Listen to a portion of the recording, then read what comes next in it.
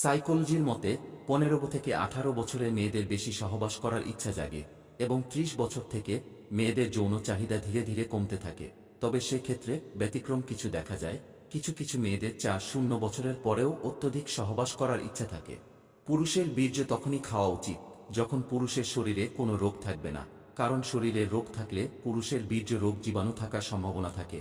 ফলে মেয়েরা যদি ওই বীর্য পান করে তাহলে নানা প্রকারের রোগ কিংবা ইনফেকশন হওয়ার সম্ভাবনা থাকে। তাই পুরুষের ডাক্তারি পরীক্ষা করে আগে দেখা উচিত কোনো যৌনবাহিত রোগে আক্রান্ত কিনা। সাইকোলজির মতে মেয়েরা পুরুষদের লম্বা লিঙ্গের থেকে মোটা লিঙ্গ বেশি পছন্দ করে, কারণ লম্বা লিঙ্গে যোনির অনেক ভেতর পর্যন্ত যায়, ফলে ব্যথা লাগে।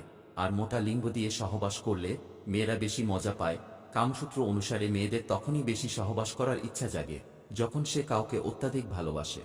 কখন সহবাস করলেও মেয়েদের যোনি থেকে আওয়াজ বের হয় না, তখনই এটা হয় যখন মেয়েদের যোনি থেকে পর্যাপ্ত পরিমাণে রস বের হয় না।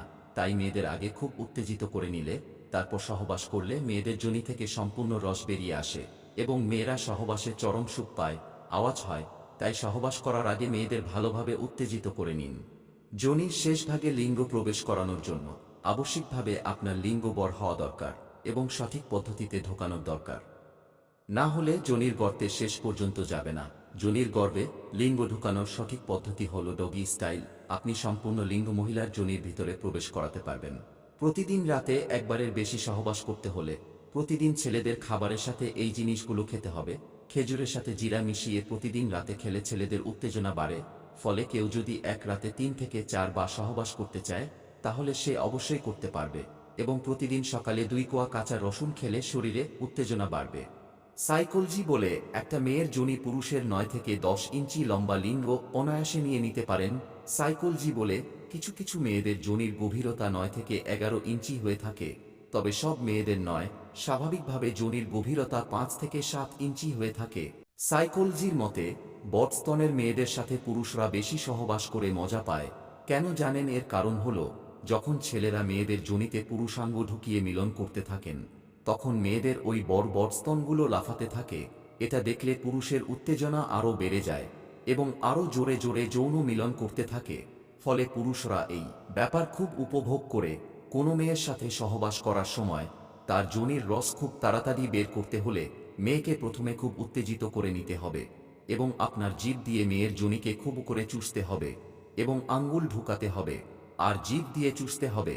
এরকম করতে থাকলে কিছুক্ষণের ভেতরে মেয়েদের যোনি থেকে সাদামাল বেরিয়ে আসে। কামসূত্র অনুসারে কোন মেয়ের যোনিতে আপনার মোটা ও লম্বা লিঙ্গ একবারে পঁচাতো করে ঢোকানোর জন্য প্রথমে মেয়েটিকে চিত করে শুইয়ে দিতে হবে। তারপর মেয়েটির ২ পা ফাঁক করে মাঝখানে থুতু বা নারকোল তেল দিয়ে জায়গাটা পিচ্ছিল করে নিতে হবে। তারপর আপনার লিঙ্গকে সেট করে একবারে ঢুকিয়ে দিতে হবে। তবে এতে মেয়েটা ব্যথা পাবার সম্ভাবনা থাকে।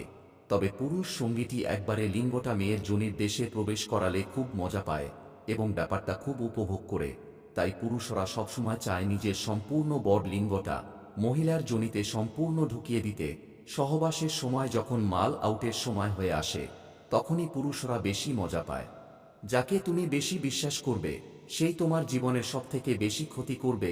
সময় থাকতে মানুষ চিনে নেন, না হলে জীবন তেজপাতা হয়ে যাবে। নারী এক অদ্ভুত জিনিস।